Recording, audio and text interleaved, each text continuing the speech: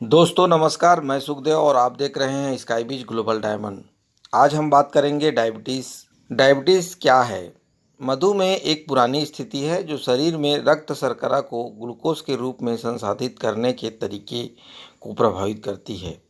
शरीर को ठीक से काम करने के लिए आपको अपने रक्त में ग्लूकोज का एक स्तर बनाए रखने की आवश्यकता है। ग्लूकोज आपके शरीर का ऊर्जा का मुख्य स्रोत है।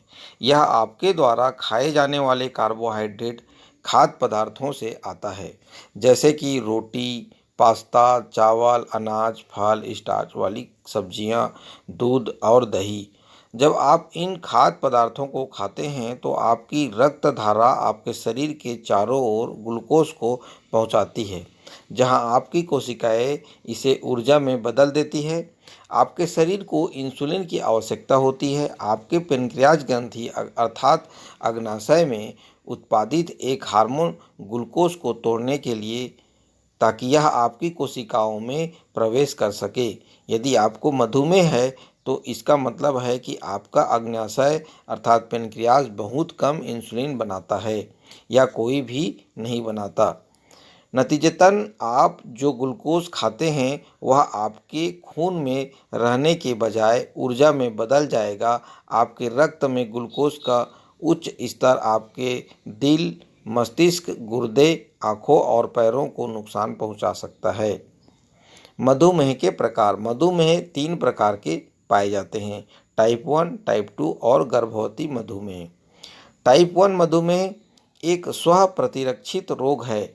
अगर आपको टाइप 1 डायबिटीज़ है तो इसका मतलब है कि आपका अग्न्याशय अब आपकी ज़रूरत के इंसुलिन का उत्पादन नहीं करता है।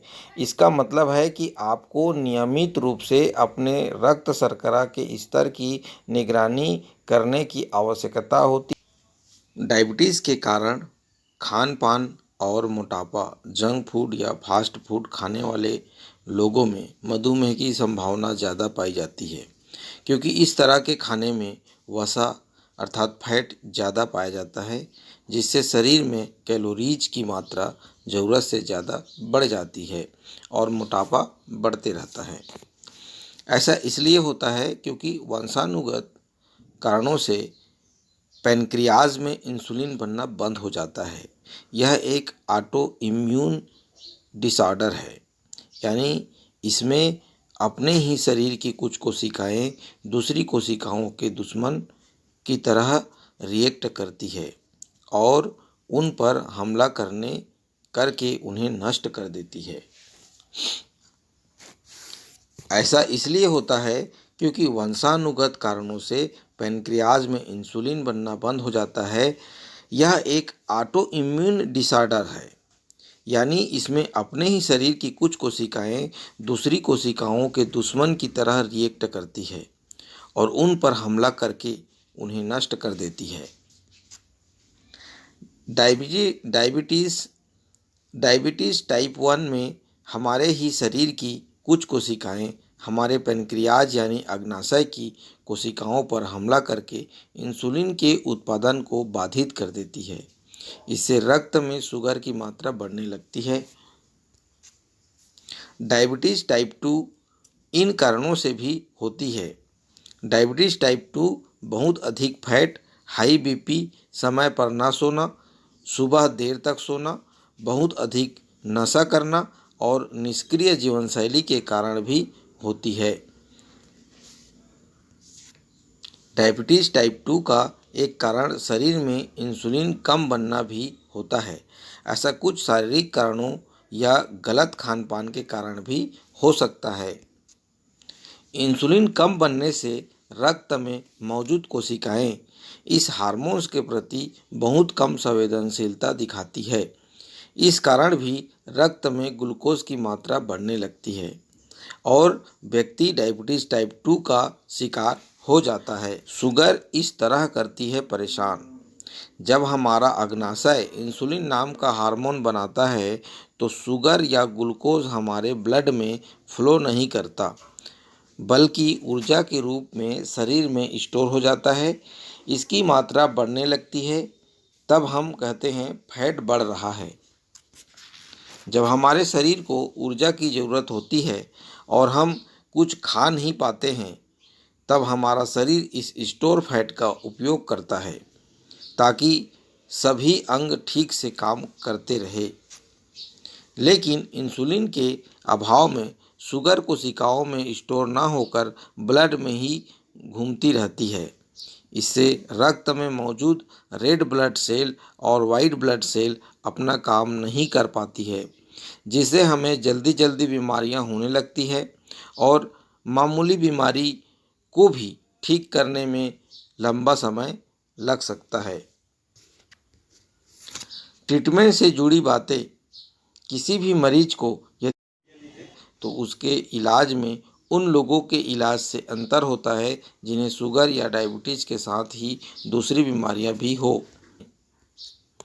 डायबिटीज़ टाइप 1 का इलाज करते समय पेशेंट को समय समय पर इंसुलिन लेना होता है, क्योंकि इस स्थिति में शरीर में इंसुलिन बिल्कुल नहीं बनता है। इस पर जीवन शैली में बदलावों के साथ नियंत्रण का प्रयास किया जाता है। डायबिटीज टाइप 2 में ज़रूरत होने पर ही इंसुलिन की डोज दी जाती है, नहीं तो ऐसी दवाओं से चिकित्सा की जाती है जो इंसुलिन के उत्पादन को बढ़ाने के लिए पैनक्रियाज को प्रोत्साहित करे। हाई शुगर कितनी होनी चाहिए? यदि युवाओं में शुगर का स्तर 200 से 350 mg पर DL होता है और बच्चों के शरीर में यह 200 से 240 mg पर DL होता है, तो इससे हल्के लक्षण महसूस होते हैं। इसमें घबराने की आवश्यकता नहीं होती। हालांकि अगर युवाओं में शुगर का स्तर 300 mg पर DL और बच्चों में 240 mg पर DL से ज़्यादा होता है तो गंभीर लक्षण महसूस हो सकते। 2 घंटा बाद शुगर कितना होना चाहिए? ब्लड शुगर का नॉर्मल स्तर जानना बेहद ज़रूरी है। हेल्थ एक्सपर्ट मानते हैं कि खाली पेट जहां हेल्दी लोगों का ब्लड शुगर 100 से 120 होना चाहिए, वहीं खाना खाने के 2 घंटे बाद स्वस्थ लोगों का ब्लड शुगर तकरीबन 130 से 160 के बीच रहना चाहिए। इनमें टाइप 1 डायबिटीज़ वह है जो हमें वंशानुगत तौर पर होती है, यानी जब किसी के परिवार में मम्मी पापा दादा दादी में से किसी को शुगर की बीमारी रही हो तो ऐसे व्यक्ति में इस बीमारी की आशंका कई गुना बढ़ जाती है। यदि किसी व्यक्ति को वंशानुगत कारणों से डायबिटीज़ होती है तो इसे टाइप 1 डायबिटीज़ कहा जाता है, जबकि कुछ लोगों में गलत लाइफस्टाइल और खान पान के कारण यह बीमारी घर कर जाती है। इस स्थिति को टाइप 2 डायबिटीज़ कहते हैं। जन्म से भी हो सकती है ऐसे डायबिटीज़ टाइप 1 की समस्या किसी बच्चे में जन्म से भी देखने को मिल सकती है या बहुत कम उम्र में भी यह बच्चे को अपनी गिरफ्त में ले सकती है। इस स्थिति में शरीर के अंदर इंसुलिन बिल्कुल नहीं बनता है। मधुमेह के लक्षण। अक्सर कोई लक्षण दिखाई नहीं देते। जब लक्षण दिखाई देते हैं उनमें बहुत ज़्यादा प्यास लगना, पेशाब आना, थकान, वजन घटना या नज़र का धुंधलापन आदि शामिल होते हैं। मधुमेह के लक्षण। टाइप 1 मधुमेह लक्षणों में ज़्यादा प्यास लगना, बार बार पेशाब आना, भूख लगना, थकान और धुंधला दिखाई पड़ना शामिल है। मधुमेह के लक्षण। पूर्व मधुमेह। कई लोगों में मधुमेह से पहले की इस स्थिति का कोई लक्षण दिखाई नहीं देता है। मधुमेह के लक्षण। मधुमेह टाइप 2 लक्षणों में ज़्यादा प्यास लगना, बार बार पेशाब आना, भूख, थकान और धुंधला दिखना शामिल है। हो सकता है कि कुछ मामलों में कोई भी लक्षण दिखाई ना दे। चिकित्सा के माध्यम से आपको यह आश्वासन देते हैं कि आप हमारे डायबिटीज़ की ओर noni juice, Himberry, mineral drop इन चीज़ों का इस्तेमाल करके आप पूर्ण तरह शुगर के बीमारी से निजात पा सकते हैं। यह कितना दिन आपको लेना है ये आपके शरीर पर डिपेंड करता है।